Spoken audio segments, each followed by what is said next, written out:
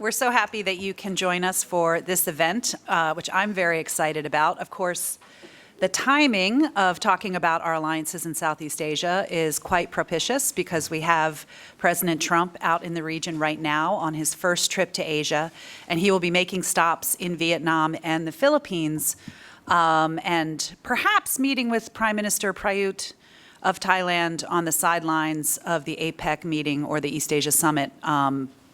Certainly will be meeting with Prayut as part of the 10 ASEAN leader meeting that he'll have in Manila. But since Prime Minister Prayut just visited the White House not long ago, I don't think they're planning to have a full-fledged bilateral with him. But clearly, it's a great time to assess the state of these two relationships with Thailand and the Philippines, our two treaty allies in Southeast Asia, which have been going, have been under rocky times in recent months and years, obviously because of the coup in Thailand in 2014 and the election of President Duterte, who signaled last year in 2016, who signaled a desire for more strategic distance from the United States and growing and a desire for deeper ties with China. So against a broader backdrop of a rising China and an attempt, real effort by China to give economic inducements and diplomatic pressure to really try to pull some Southeast Asian countries closer to it.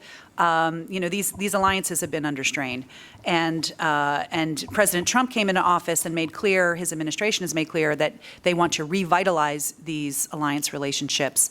So again, it's a really terrific time to assess where these alliances stand. And we have three excellent speakers to do that. This event actually started with John Blaxland, who is from the Australian National University, where he directs the Southeast Asia Institute and is the head of the Strategic and Defense Studies Center at ANU in Canberra. And John and his colleague Greg Raymond have undertaken a 3-year-long study funded by Minerva Research Initiative to take a look at Thailand and its changing strategic views of the United States and China. So John asked me if CSIS would be interested in sort of partnering on this publication that they have put out under the Center of Gravity series. This is a picture. This is a copy, a hard copy of the study. Unfortunately, they didn't arrive in the mail in bulk in time for this event, but we have it posted online. We've published it with ANU, and so on our website you can find an electronic link. It was part of the invitation for this event. You can find it, and if anyone really wants a hard copy, we'll try to have some available at our next events, but also if you really want a hard copy, you can talk to Martha. She's in the front row in the red. She is an ANU representative out of the embassy, the Australian embassy here, and if you give her your name and address, she will mail you a copy. So we're lucky to have Dr. Blaxland, who will talk about Thailand. Next, we'll have Richard Heydarian, who is a well-known figure in Southeast Asian studies circles. He's really become the expert on President Duterte and his administration, and he has written a book called The Rise of Duterte, A Populist Revolt Against Elite Democracy, and he's been giving a number of book talks in town. I've asked him for this panel to really focus on President Duterte and what it means for the alliance and how U.S.-Philippine security relations and other relations have evolved under the Duterte regime and where they might be headed. And then to discuss these two cases, we have Mark Montgomery, who currently serves as the policy director for the U.S. Senate Armed Services Committee. But until the middle of this year, 2017, he had been serving for several years at Pacific Command as the J3, the Director for Operations, and retired, I believe, in July this year, and then came to D.C. to help us out here by serving on the Hill. So he'll bring a real in-depth operational PACOM perspective, not only on these two alliances and where they stand now operationally and strategically, but he'll be able to put the two alliances in a larger strategic context. How important are these alliances for our broader Asia-Pacific or Indo-Pacific strategy? Are there substitutes, other countries we can turn to do some things if these alliances continue to be sort of adrift and become less amenable to our forces, or are they vitally important, and how so? So I've asked him to give remarks along those lines. So with that, let me turn it over to Dr. Blaxland. Amy, thank you very much. Ladies and gentlemen, thank you very much for the opportunity to be here on this wonderful panel with my colleague Richard. Always a pleasure to see you again, Richard. Mark, thank you for being here with us. And Amy, once again, thank you for the great collaboration on this project. It's very exciting to be here talking to you about the question, is the balance being tipped in Southeast Asia? And is Thailand a litmus test for what's happening across Southeast Asia? Arguably, it is that. But of course, the study I've been involved with my colleague Greg Raymond has been a 3-year study funded by the Minerva Research Initiative, as Amy pointed out. We've surveyed 1,800 people, officials in the Thai government, mostly military. We've conducted dozens of interviews with former chiefs of defence force, former foreign ministers and prime ministers, and conducted 3 workshops on the data. And we've really been looking to try and understand how Southeast Asia will navigate the changing geopolitical landscape, with Thailand as a case study of that actually taking place. And of course, how you view the world depends on where you sit. And of course, if you're in the Middle Kingdom, this is how the world looks. China being the Middle Kingdom, of course, as we know in the Mandarin term for that is in fact Middle Kingdom. But of course, when you're the United States, the Pacific, the Asia Pacific looks a bit more like this. When you look at the map, you realise that territorially, the United States still plays a lot of, has enduring interest and presence in Asia. The Aleutians in the north, Hawaii, Guam, and of course the enduring presence in South Korea and Japan. So this idea of, understandably, the United States has a stake in what happens in this space. Understanding this space is so important. But of course, the real epicentre of the world is Australia, as you would know. Just ask any Australian and they'll tell you. But I'm joking with you, but I've spun this map a little bit to give you a sense of why Southeast Asia matters to Australia, and why I personally am very invested in understanding Southeast Asia, and why I think for the United States it's a particularly relevant perspective to have, to get the Australian, a close ally of the United States, but with a very different view on the world from where we sit. So understanding that and playing on that is exactly what I'm trying to do for you today. And I'm doing that as the head of the Strategic and Defence Studies Centre and as Director of ANU, Southeast Asia Institute. You get a sense in this picture here of the yin and yang, if you like, of strategic studies and of the need to actually balance our perspectives. We have in the West, and particularly in Australia and elsewhere, very much a Clausewitzian view of strategy and of the way dynamics work. My sense is we need a little bit more Sunza in the equation. Certainly if we want to understand how China is influencing the world, and I think that's very important, and I think it influences the way the Thais view the world.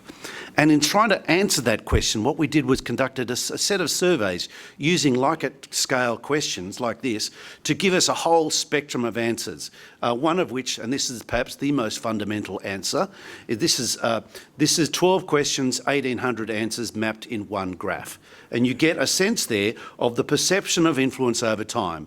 And folks, it ain't great news for the United States, okay? You've been eclipsed. Even when you think just about in terms of the significance of military support for Thai national security policy, you are being matched. And the expectation is that future US influence compared with China will in fact decline. And that is a survey. We've done this, asked this question the last 2 years, and the last one was in July this year, and that's where we saw the decline. But when we think about China's growing military power, there is still a fair amount of concern in Thailand about China's growing military power. So the puzzle is, despite the unease about Chinese growing military power, there is still ambivalence about the United States. Like, go figure, what is going on here? Well, we asked respondents, how possible is a military threat from each of the following great powers? And we tried to map it. Now, this is 1,800 responses, folks. And this is what they said. They saw, so India, Japan, Russia, okay, really, realistically, that's zero, okay? They're knowing that that's not a problem. But when you put it on the scale, if we reduce the Likert scale from 10 to 5, then we're seeing that the USA is at 4 and China's at, I mean, my math's terrible here, but you see 7 and 8 on the Likert scale. But why is the United States greater than China? What on earth's going on? The US is a treaty ally. Why is this so? Well, we had to delve a little bit, and we'll wait till the Q&A to tease that one out a bit. But essentially, what we're seeing in Thailand is there's great concern about non-traditional, non-state threats, more than great power threats, and even more so than the neighbours. And of course, they've had contentious relations with the Burmese and, of course, the Cambodians not that long ago, and a little bit earlier against the Laos. So they fought against the Ban Rom Glao, Chon Bok, you name it, on the Thai border as well with Myanmar. So how positively or negatively does Thailand view other countries? Well, interestingly enough, broadly speaking, the Thais are still very favourably disposed to a number of countries, including the United States and China. They're all rating pretty highly. And when you think about North Korea being on the right-hand end of the scale at 5, it doesn't get any worse than that. So really we're talking from 5 upwards on the scale as being effective. This is an interesting perspective on how Thailand is viewing a range of countries, ones that are pretty closely invested, heavily invested and closely aligned with Thailand. So what's behind the high threat ratings? Well, I think one of the things that came out of the workshops, because what we did was we asked these questions. So we got the statistic analysis, and we did the for the quantitative perspective, and then the surveys and the interviews gave us the answer, which is the United States' strong stance on the coup in 2014, which was seen as arch hypocrisy because the Egyptian coup had happened about the same time, and of course the Egyptians got off pretty lightly, and the Thais felt that they were treated more harshly. And of course, the interesting thing is remarkable historical amnesia about the US and its past support, and the fact that China has been a threat in the past. In looking at the answers, we asked people, said, what's going on here? Why are you seeing things in such a benign light for China? And they said, well, China's always been our friend. I said, hang on a minute, guys. For 3 decades, China was supporting the Communist Party of Thailand to overthrow King Bhumibol, right? And to kill hundreds of Thai soldiers. Oh, yeah, but that was kind of, that was understandable under the circumstances. Something. Okay, all right, well, that's an interesting, syllogistic answer to a question that I thought was pretty transparent and easy to answer. But there's an interesting rationalisation going on there in the Thai minds. So we asked specifically, how significantly is domestic Thai politics influenced by relationships with the great powers? And here we see there is a fairly strong correlation. There is a sense that it is quite heavily influenced. So those who rated the US as most threatening, the most threatening great power, also rated great powers having high potential to interfere in domestic politics. And here I think we're getting to the rub point in terms of previous administrations having a fairly chest-poking approach towards the Prayut government and this sense of hypocrisy and an overlooking of the past history, the sense of forgetting how much the United States has invested in Thailand, to dare I, plagiarise Monty Python. What have the Americans ever done for us? Or roads and infrastructure and education? Oh, well, apart from roads, infrastructure and education, I mean, pardon me for all those Brits out there who might take offence. But my point is that the Thais actually, there's incredible amnesia about the fact that the US invested enormously in roads, in infrastructure and in education in Thailand throughout the 50s, 60s and 70s. And when you compare Thailand today to Laos, to Cambodia, to Myanmar, I mean, it's chalk and cheese, folks. And what is the key differentiator between these predominantly Theravada Buddhist nations?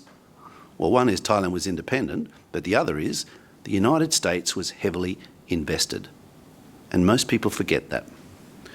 And Thais actually have taken offence. This is a meme from, telling America, butt out of our business, stop it, just back off. But so there's a sense that people forget the US massive support for Thailand during the Cold War, that investment in hard and soft infrastructure, the intellectual infrastructure and the physical infrastructure, and that allowed the emergence of Thailand as an Asian tiger after the Cold War. Thailand's GDP only 2 years ago was 42 times what it was in 1965. That didn't happen by accident, folks, and the United States had a fairly significant role to play. But most people forget, and we asked specifically, okay, what about the Southeast Asian Treaty Organisation? If you remember that, what we found out, there's a close correlation between those who know about SEATO and who have a strong sense of the United States being a force for good. Those who don't are much more dismissive of the role of the United States. So we also found that very few people study history in Thailand. There's very little historical consciousness. People do MBAs, they do PhDs in science, in engineering, in management, not in history or politics, and politics being informed by history. And popular culture has not left a favourable memory of this space either. There is a classic story of a Japanese soldier who falls in love with a Thai girl in World War II, and it's a lovely story. It's an affectionate story, and there's a similar one of an African American soldier who has a child with a Thai woman, and it's a bleak story of pain and suffering and embarrassment.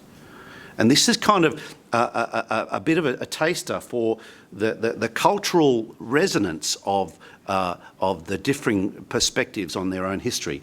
And of course, the circumstances of the US departure from Thailand were unfortunate at the end of in the mid-70s following the Vietnam War. And the post-Cold War era is marked by intermittent US attention and disappointment following the Asian financial crisis in '97. This came out in interviews and in workshops as like, you guys, the US that left us. They left us, when we needed help in '97. They weren't there for us. And China has benefited from this post-Cold War passage of time. And China, we know, made a deliberate geopolitical realignment after 1975, and Thais airbrush the hostile Cold War relations out of their collective memory. And this is partly because the trust was established after Vietnam's invasion of Cambodia in 1979, and China had an active role counterattacking the Vietnamese in North Vietnam and in supporting the Thais and the Khmer Rouge on the Cambodian border. And the Thais are really appreciative of what China did then, and they remember that. They don't remember the earlier stuff that the US did. So how much does Thailand rely on China's protection against external military threats? Surprisingly high, and I guess that's partly because of equipment. We asked specifically about those who identified as Sino-Thai, so Thais who have a Chinese ethnic background, 32% of the military. A generation ago, that wouldn't have been possible. But since then, it's transformed, pretty much equating to the proportion of Bangkok that is considered Sino-Thai. So Sino-Thais, these are remarkably successful at assimilation. They're most successful in Southeast Asia, and they've played a key role in China becoming Thailand's #1 trading partner, there's no question. And they have really focused in, the Sino-Thai families are very powerful now in terms of the military, the monarchy and in politics. And when we asked them specifically, we tried to divide out, if you're Sino-Thai, do you have different views on foreign policy and Thailand's engagement with the world? Basically, not really. There's a slight marginal difference in the left there on the South China Sea, whether they think they should support China or not. But essentially, across the board, the Sino-Thais, like the rest of the Thais, aren't discernibly different in their views about China and the United States. And so we've seen recently, and this has been in the headlines, we've seen talks about Thailand's buying submarines from China, the sky is falling. They're buying tanks, they're buying armoured patrol vehicles. But why are they doing it? Well, here's why. It's cheap, and it's available, and it's supported. That's the bottom line. Now, that came out consistently from the surveys and from the workshops and the interviews. It's cheap, it's available, it's supported. American isn't. In fact, repeatedly, we'd really much rather buy American. But you guys won't give us what we asked for, and you make it hard, and then there's all these FMS barriers, and then you insist on keeping the missiles in America, even though we bought them. It's like, it's kind of galling, you know. So at the same time, there are a number of factors that are keeping the US-Thai alliance viable, and there are three particular ones. And this came out repeatedly. One is that shared military doctrine. They are heavily invested in the American system. Even though they use non-American equipment, they apply American procedures to it. Aircraft, ships, vehicles. And of course, English language. They're heavily invested in speaking English. Even the Sino-Thais aren't Mandarin-speaking Sino-Thais. They're from the southern provinces of the various provinces of China before 1949. They don't necessarily identify with the People's Republic of China, and they don't speak Mandarin. But they have invested in learning in English schools, in US schools, and to a certain extent in Australian schools.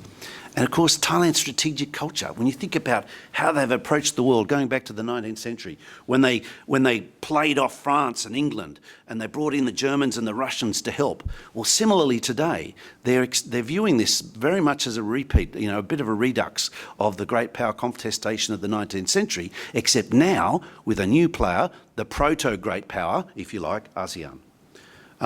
So we asked particularly whether people had studied overseas, and about 40% said they had, and of that 40%, we see there a remarkable number had studied in the US. And of it, when you aggregate the other US-aligned countries with whom they have studied, or English-speaking ones in particular, you get an overwhelming number. So you see there is an enduring legacy of investment, of engagement, and of sunk costs in operating as American partners. And that is an enduring concern. I mentioned ASEAN. How important is ASEAN to regional prosperity? Look at that. Isn't that amazing? They really rate ASEAN. We don't, because we want to see ASEAN as this kind of great power blocking China. Well, they don't see it that way. That's such a Western construct. Get over it. Let's think about what ASEAN has delivered. Apart from, you know, what has ASEAN delivered for us? Well, 40 years of peace is a good start, you know, 40 years of no wars. That's pretty good. And of course, that's why they rate ASEAN also in terms of security and stability. Not quite as high as on regional prosperity, but still pretty darn high, okay? So, when you think about Thailand's strategic culture, there's a strong belief in the capacity to navigate a return to a more multipolar environment. And the difference between now and the 19th century is ASEAN. So, in conclusion, domestic politics and recent turbulence in the US-Thai relations have been a big factor. Historical amnesia regarding the Cold War has been ever present. The role of ethnicity in the Sino-Thai community is significant in, it makes it a distinctive country in that sense. It's not like Malaysia or Indonesia, where they're kind of outriders. They're very much integrated in Thailand.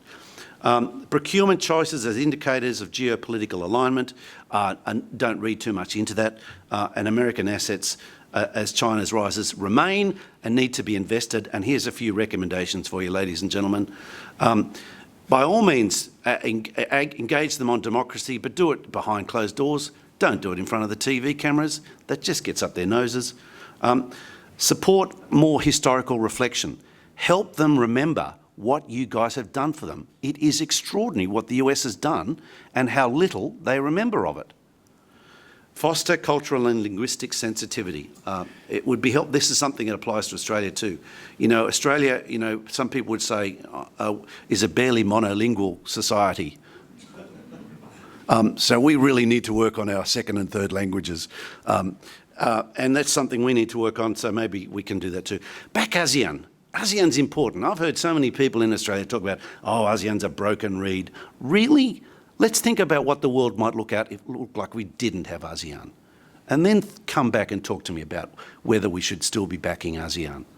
And then finally, avoiding a zero-sum or black and white view on Thailand and China.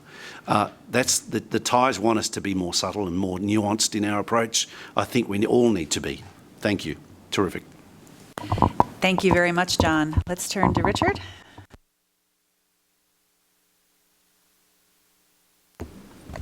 All All right, good morning, or it's good noon. Thank you very much for arranging this, Amy, and the CSIS family. I'm glad that I'm joined by John or Juan. I think, after all, before there was a Trump, there was a Duterte, but before there was a Duterte, there was a Prayut, right? So I think it's good that we combined these interesting characters today and look forward to the question and answer portion. Well, as Amy suggested, this talk is part of a broader set of book tour I've been doing on my latest book, Rise of Duterte, which is essentially my dissertation to be a licensed Dutertologist, or that's the way my friends put it. So I'm going to discuss about Philippine-U.S. alliance under Duterte. I'm going to be quick about this. I'm going to skim through some of the slides so that we have more time for question and answer. That picture is actually interesting. If I'm not mistaken, that was the first time that the Chinese made a visit to Davao, and he took the call from Donald Trump, the invite to come to the White House there. And essentially, Duterte said, I'm too busy. I might not make it to the United States. And I felt that was a very interesting picture that says a lot about the direction of where the Philippines is going. Now, just to be provocative, but actually also there's a substantive basis for it, I classify actually Duterte as Gorbachev.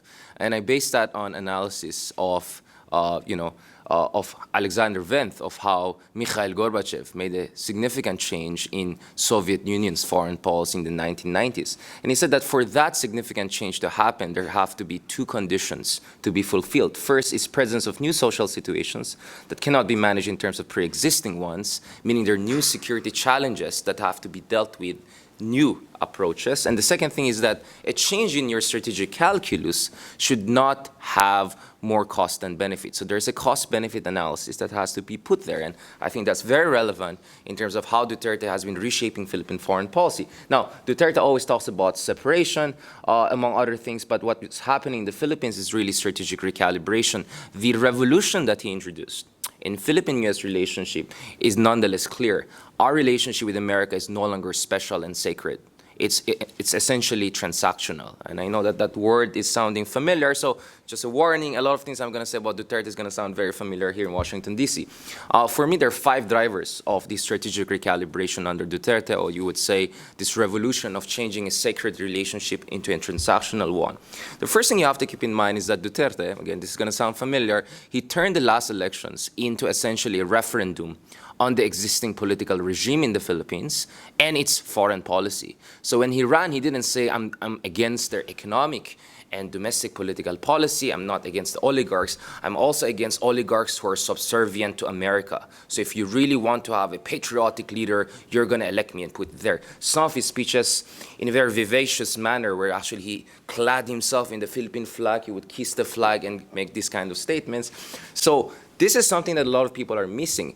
Drug was a big part of his policy agenda, but it was fundamental rejection of everything that the Philippine liberal oligarchy has stood for in the past 3 decades since the fall of the Marcos regime. The second factor you have to keep in mind is what gave Duterte a lot of confidence to essentially cuss and swear at the American ambassador, at Obama, among other things, is that he was able to consolidate power very rapidly. So Duterte comes from a party called PDP Laban, which had 3 members elected into the parliament or the Philippine Congress. Within 2 months, they have 300 members. And the opposition, the Liberal Party, signed a non-aggression pact.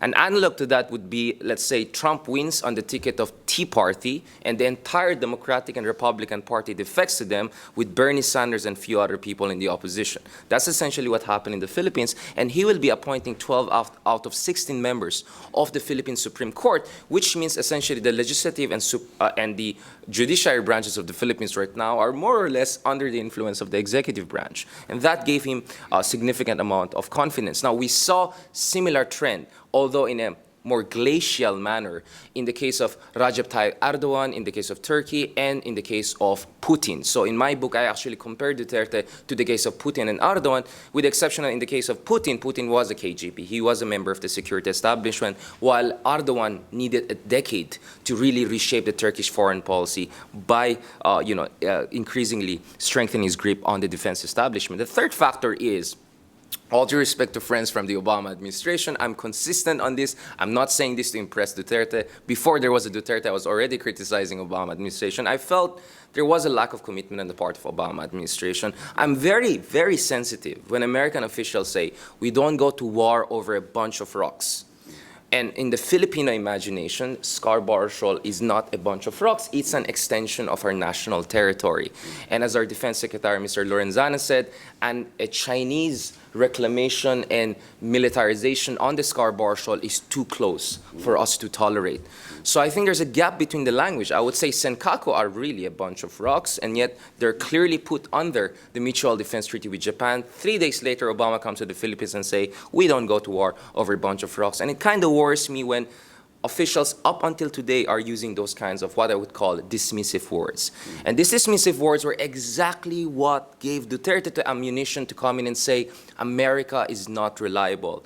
They don't have our back, which is the contrast with China. I mean, just to give you an idea, when the arbitration award came out in July 12, ASEAN as an organization was quiet. It took 3 days for the European Union to come up with a very soft statement. But as far as the U.S. is concerned, President Obama sent Susan Rice to Beijing as if Beijing was the party that was aggrieved, not the Philippines. So there was a lot of problem here. And when John Kerry said we have to be patient and calm, I felt that was not the language he wanted to hear. The language I wanted to hear was what came from Tokyo and Canberra, which is the arbitration award is final and binding. It's time for compliance. Those were the words I was hoping to hear more forcefully from the American administration. And this is what gave Duterte this ammunition to say U.S. is not reliable. In contrast, the Chinese were very clear. In the Philippines, the joke is that the Chinese ambassador in the Philippines is called the whisperer because he's always whispering something to the president. He meets the president more than any other foreign envoy and diplomat. And I think the Chinese ambassador did a very good job of saying, if you try to, use this arbitration award to embarrass us, if you welcome more American military presence in the Philippines, in the South China Sea, we're going to make life hell for you. And in fact, they deployed nuclear-capable bombers close to the Scarborough Shoal. They conducted joint military exercises with Russia. They did all the kind of signaling. But at the same time said, if you play nice and not raise the award and kind of downgrade some aspects of your relationship with U.S., which was like a dagger pointing at us, we'll make life quite heaven for you and offer you all the economic incentives that your ASEAN buddies like Malaysia and Vietnam have been getting. So the contrast between ambivalence of the Obama administration and the clear deal that China was offering kind of made it rational or provided the room for Duterte to rationalize this kind of a soft peddling on the arbitration award and increasing downgrading of our cooperation with the U.S. in the South China Sea. But the fifth factor, again, this is going to sound familiar. I've never seen any president, probably before Trump, who has used the word I, me, myself, my emotions, my feelings about the United States, which kind of reminds me of l'état c'est moi, of, I am the state. Now, I mean, it was fascinating. So Duterte goes to China and he says, I am separating from U.S. I will join with Russia and China against the world. He's quite poetic, actually, sometimes, and rhythmic in his prose. And then the next day he comes back and says, no, that is my emotions, not necessarily the policy of the state. So he has this kind of interesting, plausible deniability going on there. But nonetheless, if you look at the case of Russia, if you case of Turkey, in countries when you have growing authoritarianization and personalization of foreign policy, you see more unpredictability. And we have seen that also in the case of the Philippines. But where is the Filipino public standing on this issue? Thankfully, I didn't have, unfortunately, I didn't have the budget, but thankfully there was someone else who did the public opinion for me. Now, no surprise. If you look at the survey asking who's the most favored nation, U.S. on top, almost statistically tied with Japan. So we forgot about the nasty things Japan did during Second World War. Not my grandma. But China and Russia are in the bottom. In fact, China went lower earlier this year, despite all of the good things that Duterte said, including China, thank you for loving us. Where things get interesting, of course, the other question was, do people care about foreign policy, particularly the South China Sea issue? Only 6% said it's a top 3 priority. That's where the survey becomes interesting. But it becomes even more interesting later on. People were asked, should we raise the arbitration award? Yes, many say we should raise it, but people were asked, should we develop or explore security and defense cooperation with China and Russia than the United States? A large plurality were actually on board with that, 47. And then when we were asked, do you think U.S. has been helpful, half of Filipinos were undecided or kind of said no, which means Filipinos love America, but there's a credibility, reliability gap, which has been very skillfully and deftly used by Duterte to say, we need recalibration. I know you love America and all of that. Maybe we cannot trust China that much, but we have to be practical about this. And that kind of logic is trickling down to a point that I had taxi drivers lecturing me about this. Right? Oh, I notice you. You're the analyst guy, right? But let's be practical about this. So this is an interesting to keep in mind. But where is our relationship with the United States? Well, if you look at the actual impact of Duterte's strategic recalibration, the reality is that, well, Duterte is powerful compared to his predecessors, but he's not a king. He does not have a unilateral power over key issues of decision-making, including our relationship with America. So the Philippine security establishment, the military, influential members of the foreign ministry, among others, have done a pretty good job of making sure that the foundation of our relationship with America has remained intact. So from around 61, 62 military exercises, 57 are still there, right? And if anything, the Daesh or ISIS has served actually as a glue. As some Pentagon officials told me, our counterterrorism cooperation has never been better. If anything, it has got even stronger. And one interesting episode was when the Philippine Defense Ministry asked for American Special Forces to go to Marawi and provide training, apparently without the president's approval. And the next day, the president half sarcastically says, well, they love America, what can I do, right? And just to keep things in mind, the Philippines today, in my opinion, has the most militarized, democratically elected government on earth. Duterte has more generals in his cabinet than Donald Trump could ever dream. Seven members of his cabinet and sub-cabinet are either current or previous heads of the Joint Chief of Staff. So he very much is deferential to the military, who has nixed all other important decisions, including negotiations and concessions to the communists. This is something that is missed in the discussion about the Philippines, the influence of the security establishment in shaping and taming Duterte's foreign policy. The other thing is Duterte has adopted a bifurcated approach towards the United States. So when he swears and cusses at America, he's essentially talking about the Democratic Party, some feisty Republicans, and the U.S. media. Those are the people he's cussing at. But when it comes to the U.S. executive branch, Duterte has consistently sung praise for Trump and the First Lady, among other things, right? So he has a much more bifurcated approach. So he tries to keep strong with the Trump administration, while at the same time projecting strength and independence when it comes to criticism from the congressional or other quarters of American government. Nonetheless, while the foundation of our relationship has been intact, the reality is that Duterte's recalibration has provided China a carte blanche in the South China Sea. And that's something that has been worrying, in my opinion, and that has been one of the areas of my disagreement openly with the administration. Well, he has actively blocked criticism of China's activities in the South China Sea as ASEAN chairman. So I actually feel bad for Laos, because today it's Philippines and Cambodia essentially going for the gold medal of loyalty to China. So if you look at the statement of Cambodia in 2012 and Philippines in 2017, and compare that to Laos last year, Laos' loyalty is a little bit questionable right now to China. So we, in fact, had a situation whereby we're fighting against former emerging allies like Vietnam on this issue. There were very heated discussions between our foreign minister in Vietnam. In fact, our foreign minister on some occasions actually implicitly said Vietnam is actually the troublesome country, because, by the way, Vietnam controls the most number of land features, and they also did some little reclamation here and there after all. So you have these interesting internal fights going on between Philippines and Vietnam. And the other thing is that Duterte has not mentioned the Philippine Arbitration Award in any multilateral fora. So when I go to the European Union or I talk to the other allies, they can say we cannot be holier than the Pope or holier than Duterte or whatever. So their point is, if you don't want to raise this, we cannot raise this on your behalf. But my argument is that you have to keep on raising this, because this is not about the Philippines, this is about international law and international order, right?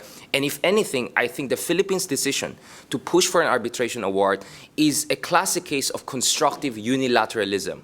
Everyone talks about consensus and unanimity in ASEAN, which sometimes creates some paralysis. When the Philippines filed the arbitration award, most of ASEAN was not on board. But because of that arbitration award, Malaysia, Indonesia, other countries have an ammunition against China that they could use against China. So we contributed to other ASEAN countries' claims against China by nullifying the 9-dash line. So in that sense, I think it's something that we have to look at. The other thing is, Philippines and China right now are in the midst of discussion of a joint development agreement. There is one discussion, this is not a joint development yet, but there's a discussion of a CNOOC and Philippine National Oil company doing some sort of a project whereby, but this is more like private sector kind of Shell Philippines kind of arrangement. But down the road, there could be discussions of joint development. In principle, I have no problem with joint development. I think it's one way to move forward. International law sanctions that. My problem is joint development in certain areas could actually affirm and legitimize China's 9-dash line, which is clearly against the spirit of international law. So the devil is in the details. In principle, I'm for joint development, but I want to see where exactly you're going to have the joint development. But any discussion of joint development is now giving China an ammunition to say other countries are de facto recognizing my expansive territorial claim. The other thing that is worrying me is that China has been emboldened by the soft pedaling of the Philippines. So we had this grand celebration earlier this year. Finally, we agreed on an outline of a framework of a possible legally binding code of conduct, right? After 15 years of discussion since the DOC and almost 25 years of the idea of COC coming forward. Like, congratulations. The problem is, not only is the Philippines saying, maybe we don't need legally binding anymore, China is saying that even if you don't want a legally binding, by the way, we have a precondition. And one of the preconditions is that there should not be any major outside interference for us to have a non-legally binding code of conduct, which in my opinion is nothing but a repackaged DOC, which provides this mirage that China is diplomatic and nice, but on the ground the facts are changing every day. So my problem here is that what does China mean, no major outside interference? Are they telling us to drop our relationship with the U.S.? Are they telling us to criticize freedom of navigation operations by America, right? This is the problem we have. Every time we go soft, China asks for more. We go hard, China explains that maybe you're making it too fast. So my fear is this whole COC is just a strategy by China to project diplomatic niceties, but a cover essentially for what's it doing on the ground. That's why my proposal is a COC legally binding among claimant states in ASEAN per se, but we have no time to discuss that. Now, nonetheless, is Duterte's recalibration towards China, I'm wrapping up, something that is unidirectional, linear, and set in stone? Absolutely not. It's reversible. As some Chinese friend told me, like, sometimes Duterte is too good to be true. Is he going to be nice to us forever? And I said, you never know. The first thing is, there's a whole discussion about, oh, China's going to turn the Philippines into another Cambodia. I mean, a place like Cambodia, probably what? I saw a data says that 1/4 or 1/3 of the national budget comes from China. That's never going to happen in a country like the Philippines with a $400 billion GDP and 100 million population. That's not going to happen. China's offered a lot of infrastructure investment, but I'm going to believe it when I see it, right? Because if you look at studies by Rand Corporation, among others, someone who has studied China's investments in the Middle East, sometimes the ratio is 10 to 1. For every 20 billion they offer you, they bring in 2 billion sometimes. When in fact in the Philippines, we have a Dutertenomics agenda of build, build, build. Only a small portion of that will come from overseas development assistance. And if anything, actually, if you look at all major projects in the Philippines, Japan is on the forefront, including the underground metro plan in Metro Manila. My concern is, ironically, a communist country is doing a better PR job in terms of selling its incentives that sometimes don't come in than countries like Japan and China who have significant investment already in the Philippines. And Japan is actually coming in stronger. So in short, I'm not fearing about a debt trap with China, to be honest. I don't see that. My bigger concern is corruption, right? You don't need to buy the whole country. You just have to influence the right people, and that's one thing I have to keep in mind. The other thing you have to keep in mind is China is doing some fishy activities close to the Philippine land features. So you had a very interesting situation whereby the Philippine military gave the data to a member of the opposition to essentially tell the government to take a tougher stance. This is where there was suspicious Chinese activity close to the Woody Island, which is just next few nautical miles away from the Philippines, Thito Island. In fact, very interesting thing happened here. The Philippine military, I don't know if this is violation of protocol, came out with a statement and said, we essentially call upon the foreign ministry to raise this issue with China, because our foreign ministry was going the extra mile to say, nothing is happening there, it's freedom of navigation. Last time I checked, within 2-3 nautical miles of your territorial waters, that's not freedom of navigation. But anyways, maybe they don't know about UNCLOS. And the other thing is, you know, all of these things are going on, but what's worrying me is really in Scarborough Shoal. In my opinion, any Chinese movement on the Scarborough Shoal, which is increasingly likely with Xi Jinping consolidating power already, and we know that Xi Jinping is overseeing personally the reclamation activities. I think that's going to be a big game changer. Whether Duterte wants it or not, if some of these things happen, that could have a significant impact in terms of direction of Philippine foreign policy. True that 6% of Filipinos said foreign policy is a priority, but when something major happened, like when there was a news that China was doing something in the Benham Rise, you immediately had public backlash. And the Philippine media, in my opinion, which is a little bit anti-China too much, is very good in sensationalizing that. So in my opinion, nothing is set in stone. So to friends in certain capitals, don't be overconfident. To other capitals, don't be over-panic. Things could change, probably for better or worse. I'll keep it there. Thank you very much. Thank you, Richard. Admiral Montgomery. Hey, thanks. I appreciate the opportunity to talk after Richard and John, both really entertaining presentations. And I knew when I was following an academic and a writer, I wasn't going to get the 15 minutes. So I'm going to compress this down a little bit so we can get to some questions. As Amy mentioned, my comments are informed by the last 3 years sitting at the U.S. Pacific Command as the Director of Operations. And certainly during that time, the U.S.-Thai and U.S.-Philippine relations have gone through significant perturbations. It's probably the kindest word we could use. But I would say, I want to back up for 1 minute on a little bit. I'd like to talk a little bit about the kind of pace of these military to military relations with each country. And I would remind you, we tend to get fixated on exercises and foreign military sales. They're very visible. They're easy to see. They're easy to measure year over year. But the reality is, I think when we look at our military to military relations, there is much about relationship building, that's meetings between senior officials, getting an understanding of each other, operational and intelligence support, that's particularly true in the Philippines, and then finally, education. That is the opportunity for the United States to provide education opportunities. And I think Richard had John had a good slide that showed that, although that ended up to about 160%, so I'm a little worried, but I think what that means is that some officers have gone to 2 trainings in 2 countries, yeah. But about 50-some% have gone to, senior officers have gone to training in the United States, and we think that's a critical opportunity, both for us to understand the concerns in those countries and the special, unique aspects of our relationship with Thailand or the Philippines or any other country we have a training, but also for them to see how the United States thinks about warfighting and also how we think about civil-military relations. I think both those are emphasized heavily in our education program. So we really look at military-to-military relations across that broader spectrum and not just exercises of foreign military sales, but when military-to-military relations are being graded in public, it invariably comes down to exercises and foreign military sales as the 2 benchmarks. I tackle Thailand first and say, I agree. We are in a down cycle from 2014 to 2016, driven by the coup, driven by the U.S. response to the coup, and I think accurately, and from your surveys, driven by the perception of U.S. hypocrisy in our response, right or wrong.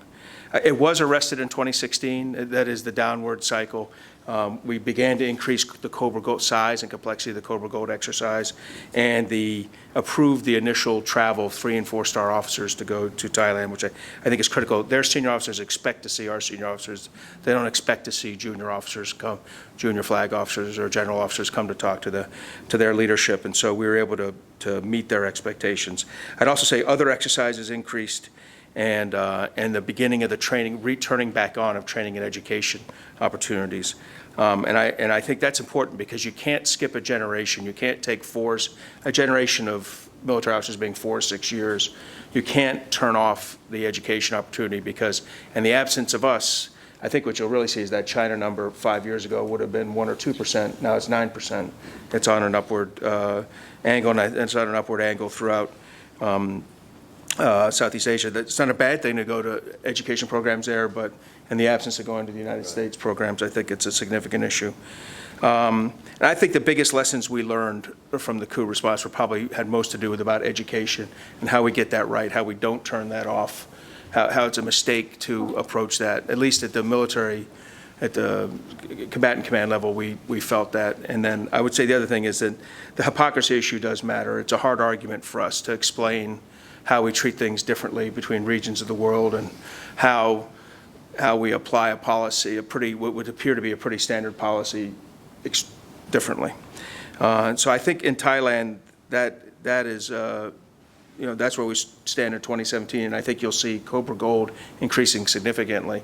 I think we get a lot of value out of Cobra Gold. We've put a lot of effort into building the infrastructure with the Thai government and the Thai military for the bases we operate at. So if you're asked, could they be replaced as a critical partner for that kind of training effort? The answer is yes, over a long period of time. And we would lose a lot of sunk cost and opportunity. So when you think about Utapao Airfield or some of the other places where we've really made a lot of investment during exercises, I think the last thing we want to do is walk away from that. From the U.S. perspective, I think it's critical that we restore the relations properly. I like the discussion of history. I think in addition to the Thais possibly forgetting about our role in that GDP development and the overall economic success in Southeast Asia, the United States probably forgets about the role Thailand played. I think back to just a few weeks ago, most of us probably watched an 18-hour show, Vietnam Experience documentary, and you saw very little in there of the discussion of the access and support that we were given by the Thai government throughout the war in Vietnam. And so if really skilled historians can miss that, I think it's fairly obvious that most of the American population has no idea of our extensive use of Thai airfields throughout the war, the role the Thais have played in previous Asian conflicts in Korea as well.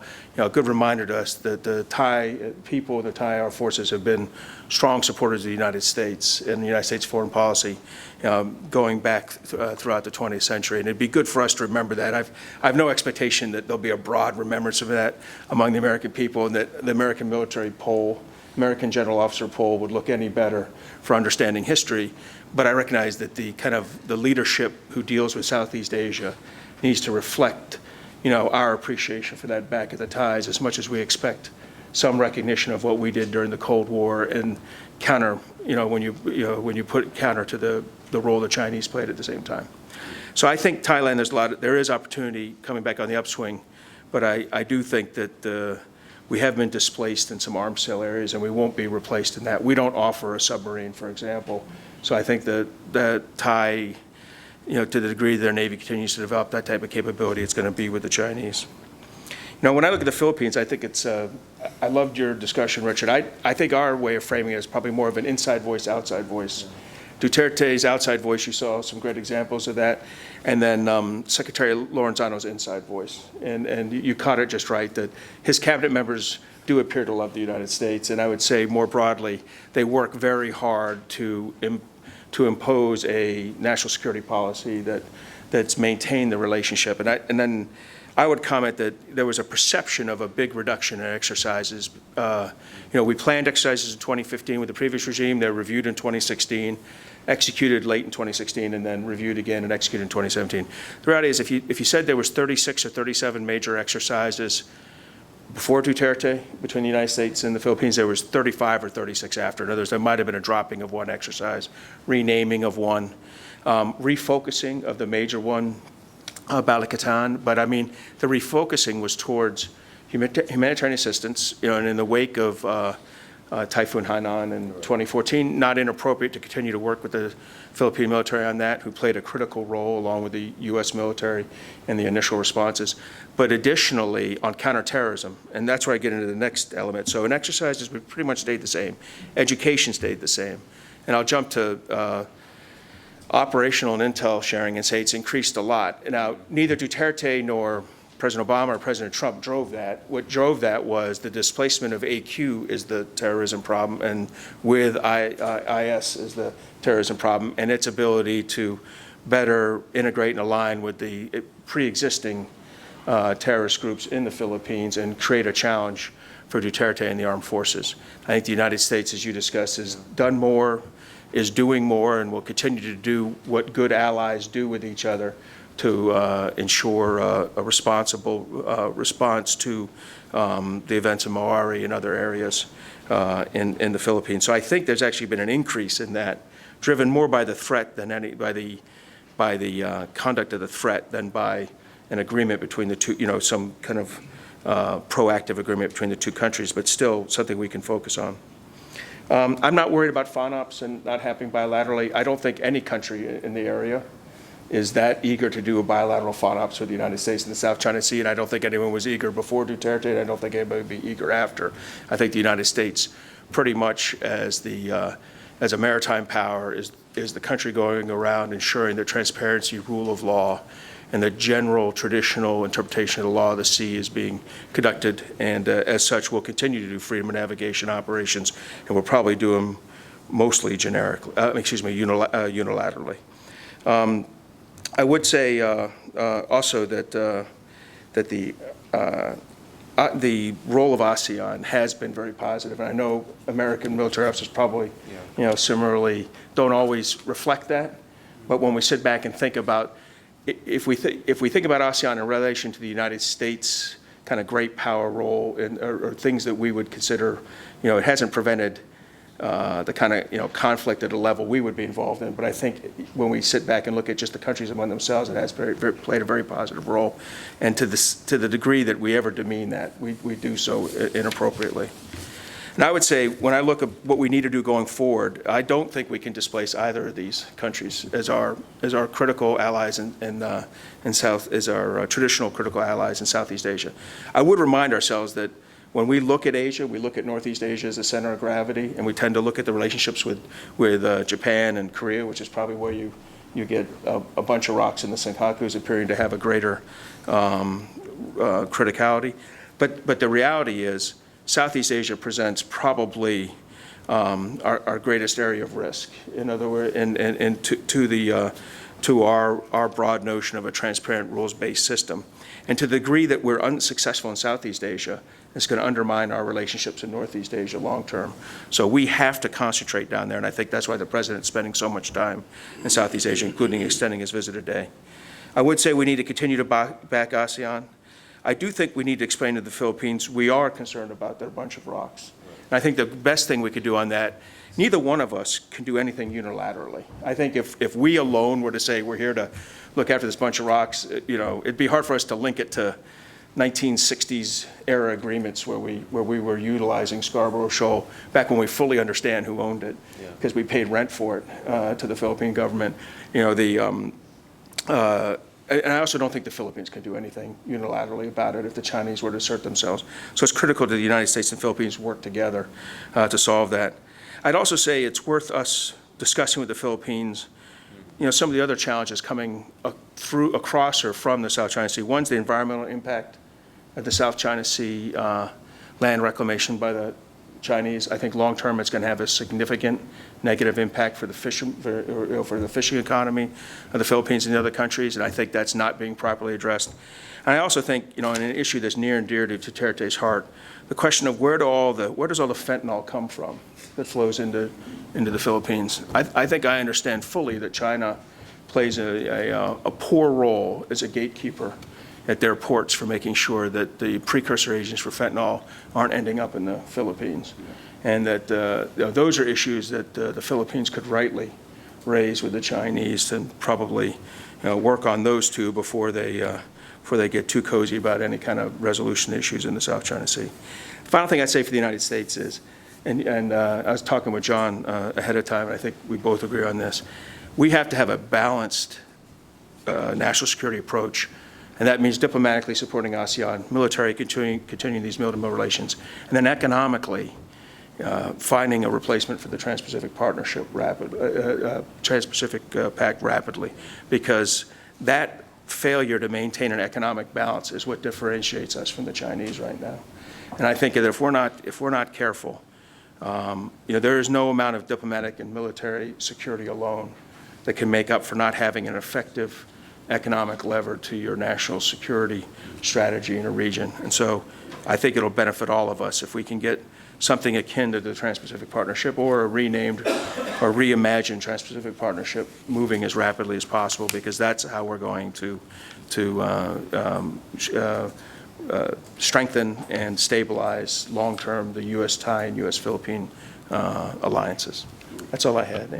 Thanks, Mark. Really appreciate it. I'm going to ask you all one question, and I'll just ask them all at once, and we'll go down the line, and then we'll open it up to the audience for Q&A. So let me start with John.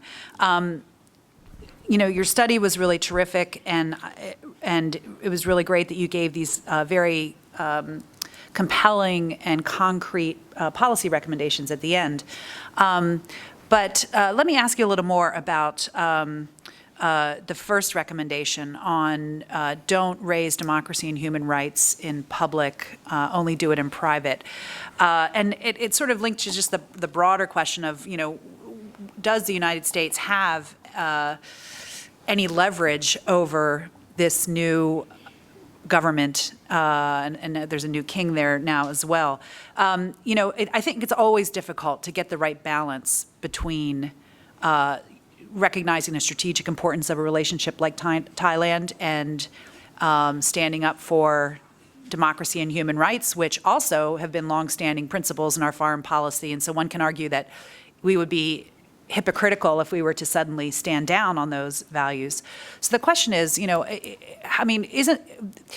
as Mark mentioned, even in 2016, there was a beginning of trying to ratchet back up relationships with Thailand, through military officers, visits, and other things.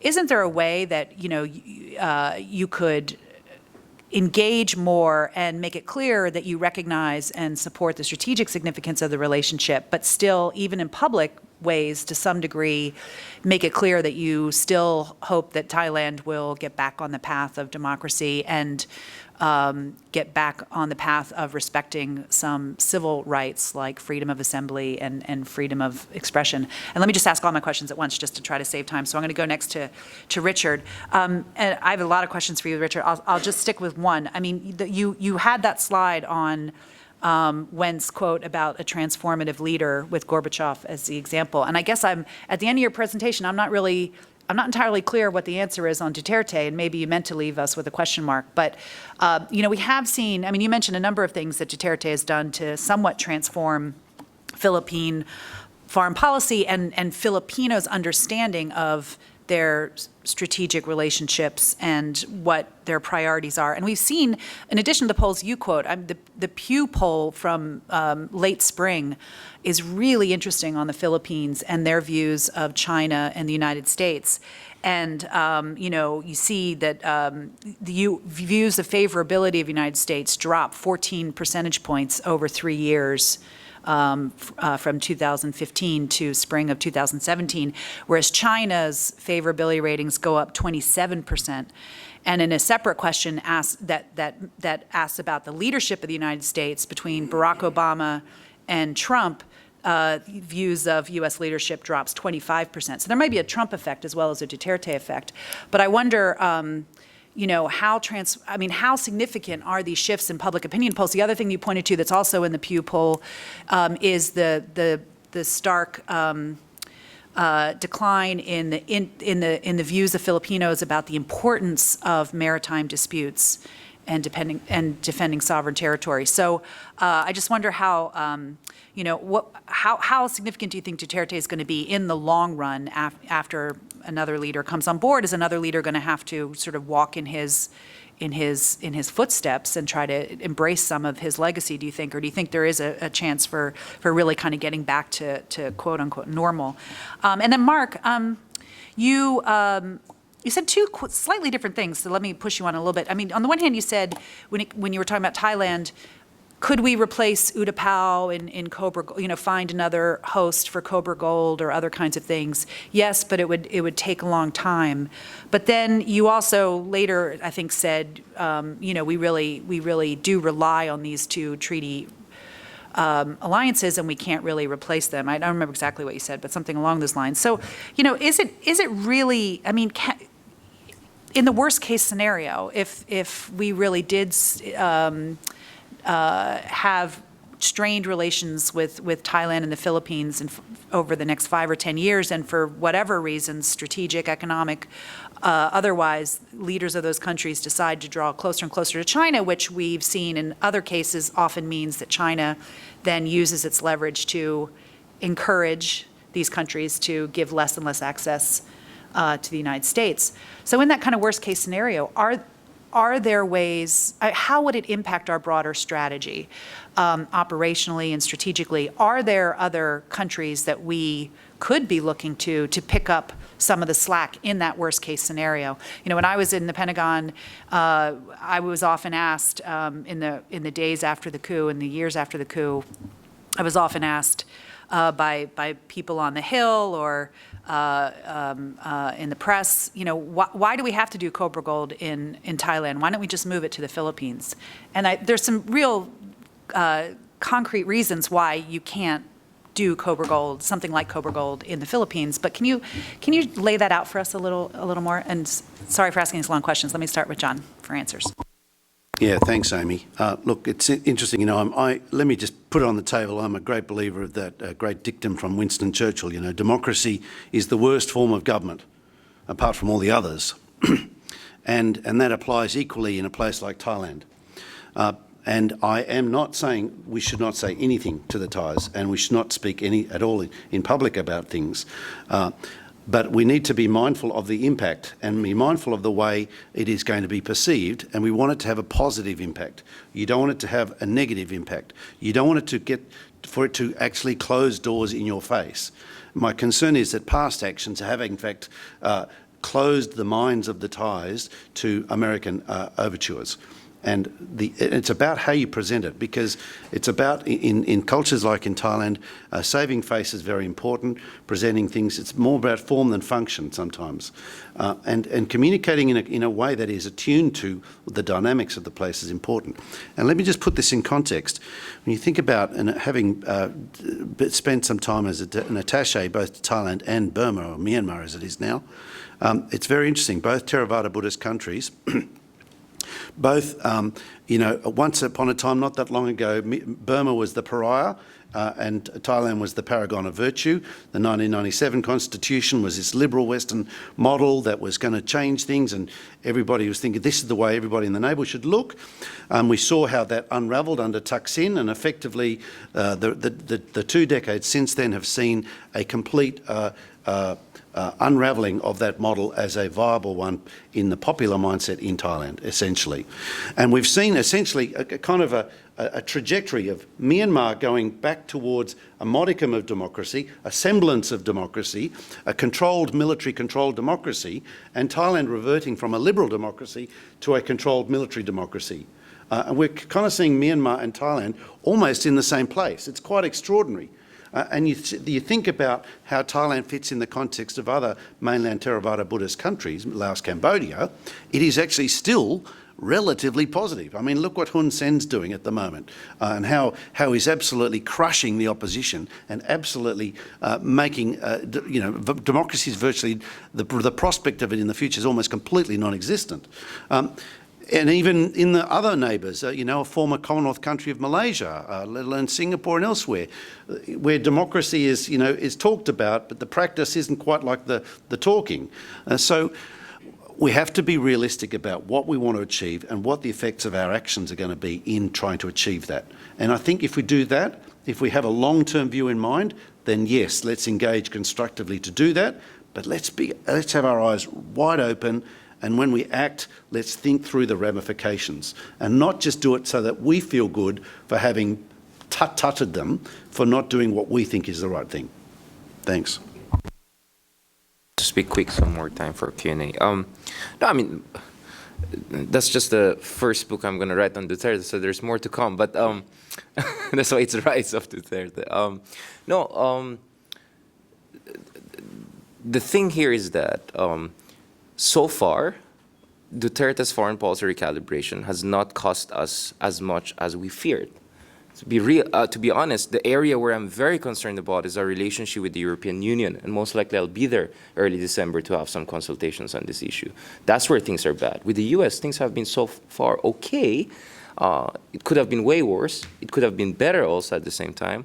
And the thing is, in Marawi, we got help from everyone in ways that I think was unthinkable under the previous administration. So if you compare Haiyan, for instance, to Marawi, they're not exactly the same, but in Haiyan, we didn't get much help from the Russians and the Chinese. This is a public discussion, I cannot say certain things, but the Russians were willing to give a lot of help. We just turned it down, right?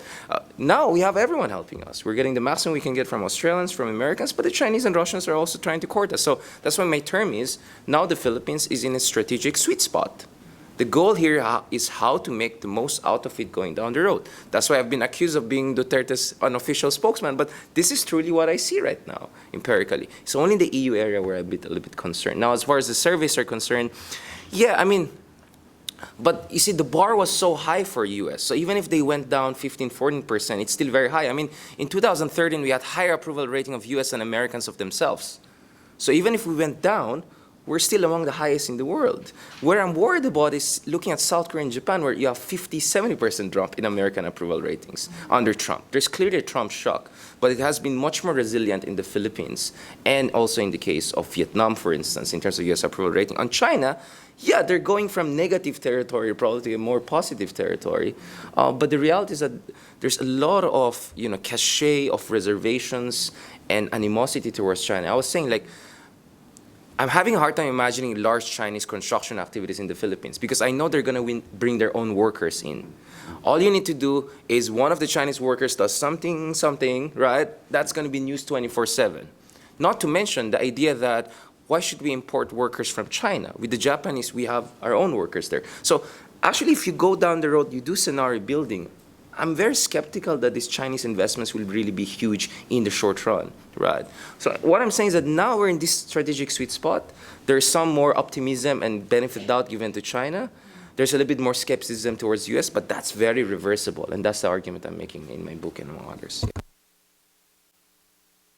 I'd add one thing on what you said. I think the Koreans have the same model as the Japanese, a much more, in their grant and aid, is a much more altruistic and locally beneficial model, and I think that's important. On the question of Utapao, the clear answer is that we need to keep it now. And so we need the access to, for training purposes and for humanitarian assistance, disaster response purposes. When you think about our response to the last earthquake in Nepal, the key air bridge for us was formed at Utapao. So when the U.S. forces, with the Pacific being as kind of the large airspace that people normally refer to, for us to get humanitarian assistance and disaster response around, whether it's there or whether it was during some support for Rohingya migrants who were at sea 2 years later, the United States used Thai airspace and Thai airfields, and it's necessary. So I think in general, continuing our exercise and access opportunities in Thailand is critical, and there really isn't an obvious replacement for it. Having said that, we've said that in the past, 20, 30 years ago, about, you could take countries like Iran or something like that. I said, what would we do without them in the Middle East in 1975? I think in 1979 we found out. So you never say never, but what I would say with the relationship with Thailand is that it's generally in a positive enough a place that I think we continue to build on it, this Cobra Gold will involve exercise-related construction efforts. They'll continue to improve our interoperability with Thai forces and our ability to utilize access and infrastructure there. So I think that's the path we're on, and I think that's the path we need to plan for. And just super quick follow-up, I don't think anyone has mentioned EDCA, our Enhanced Defense Cooperation Agreement with the Philippines. Is that moving forward under Duterte, and how important is that for the U.S. to Mark? So I'd talk about the importance, and I'll defer on Duterte's take on it, but I'd say in the inside voice of the Philippines, it's moving along fine, and I'd also state that it's achieving it does give us increased opportunities for places to do things like humanitarian assistance. Some of those sites were framed on our learning from Operation Damayan, which was our support for Typhoon Hanan. So I think we're in a very good spot. I'd also say on that typhoon assistance, that the Philippine military and the Philippine civil agencies have shown amazing capabilities in the last two typhoons afterwards. And I think that's reflective of some really good internal decision-making, national security decision-making in the Philippines. Yeah. Can I just ask Richard before you answer? Yeah, sure. I was surprised to see on your slide that there's no EDCA development permitted on Air Batista Air Force Base in Palawan. I had not heard that before. Can you tell us more about that? Yeah. So from what I know, and they just confirmed it a while ago, it seems everything is going smoothly on the EDCA.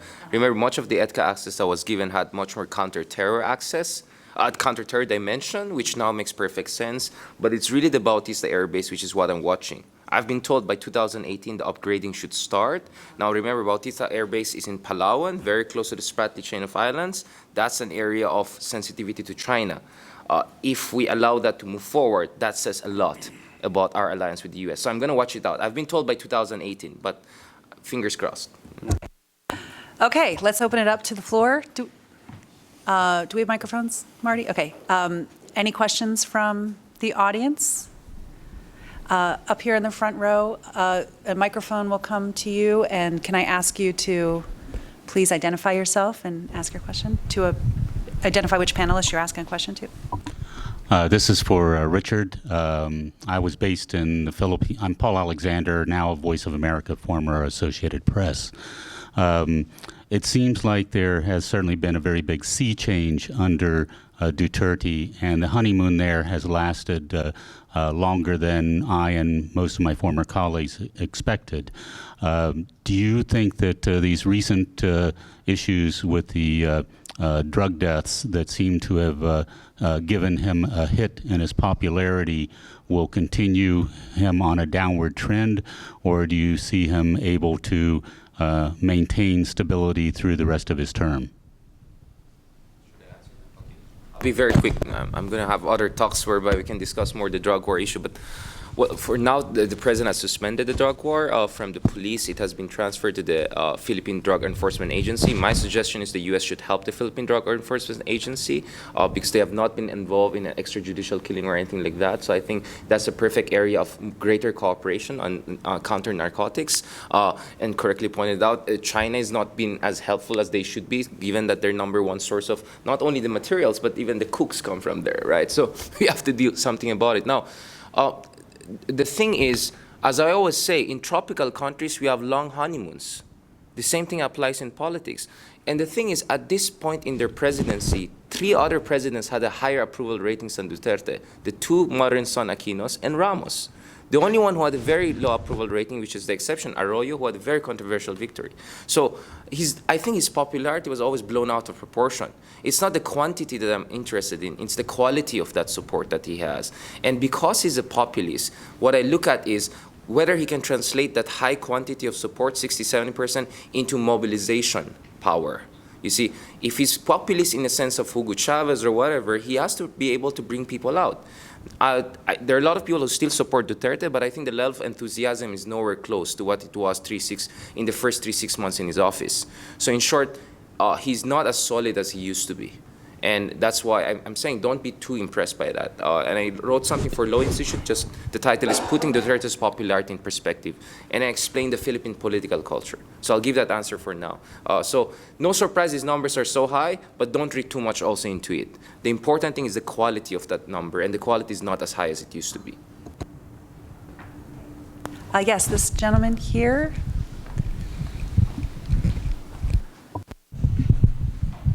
Hi, I'm David Rosenberg from Middlebury College and also a visiting fellow at Australian National University.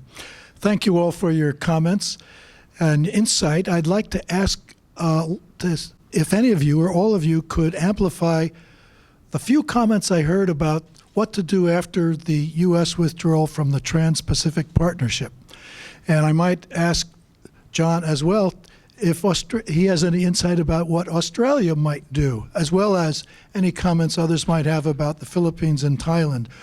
Any clarity about what is the way forward for those 3 governments, Thailand, the Philippines, and Australia, in the wake of the U.S. withdrawal from the Trans-Pacific Partnership?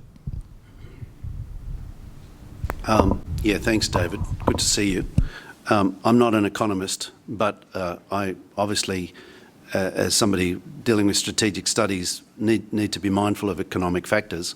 And it occurs to me, and from my reading of things in Australia, there was great disappointment that the TPP folded, by and large. There were some academics and others who were happy to see it fold. Those critics of the TPP in Australia who were happy to see it fold were not people who had a particularly strategic savvy to them, I would argue, because to my mind the TPP was as much a strategic plan as an economic plan, and the fact that the US administration failed to take that into consideration, it was stunning in Australia. It was shocking, in fact. We were very disappointed across the board. Both sides of politics were surprised and disappointed at that. And it is with that in mind that we have looked to pretty quietly behind the scenes remain engaged with the other TPP-11, led by Japan, to explore options to keep it alive with the view possibly for the United States to come back if it has a change of heart. Because it just seems in light of what Mark was saying and the conversations we've been having about the chasm, about the shortfall in terms of America's economic strategy for engagement in Asia, particularly in Southeast Asia, it is hard to understand why that isn't resonating in the US administration. Thanks. Well, as far as the Philippines is concerned, we're quite happy, I would say, because there was a lot of diversion to Vietnam because of the TPP. I know the Vietnamese are going for a bilateral version or just, TPP 11 minus Trump essentially until something happens. But I was told by some experts that's not doable. If U.S. is not part of negotiating, it's never going to get passed. So I don't know what's the option there. My take on that issue is the problem is that you have now China putting a bronze standard sets of free trade agreements and U.S. putting a sets of gold standard, which is very difficult for a lot of ASEAN countries to meet. In the Philippines, we had to have constitutional amendments if we stood any chance to join the TPP. So my suggestion is maybe U.S. has to go for silver standard kind of a trade arrangement that is closer to the America first, whatever, fair trade, and at the same time, it's something that is not legally too difficult for us. A country like Vietnam is an autocratic country. They can completely structurally reform their country to meet those standards. In countries like the Philippines, we have a lot of veto powers and stakeholders. We have to pressure in order to get the legal obstacles forward. So the gold standard was very difficult for us to meet. My suggestion is go for silver standard. Well, first, I don't think you're doing justice to the term bronze when you call the Chinese. But I think I said it pretty clearly when I was speaking that I think it's critical for us to have a balanced national security strategy in Southeast Asia. If it's purely military and diplomatic, we're not going to achieve the kind of relationships and partnerships we want. And it's amazing. We spend a lot of money to maintain a Navy that guarantees the exact principles that are laid out in these free trade agreements. And it makes no sense for us to basically fund the world's, the maintenance of the world global maritime commons, and then not seek to participate in the kind of pacts that would allow you to profit from it. Let me just add a few thoughts on that too. Of course, as Richard pointed out, the Philippines and Thailand were not members of the TPP. So in a sense, they aren't directly harmed, unlike Vietnam, Malaysia, Brunei, and Singapore, from TPP's demise or U.S. withdrawal from TPP.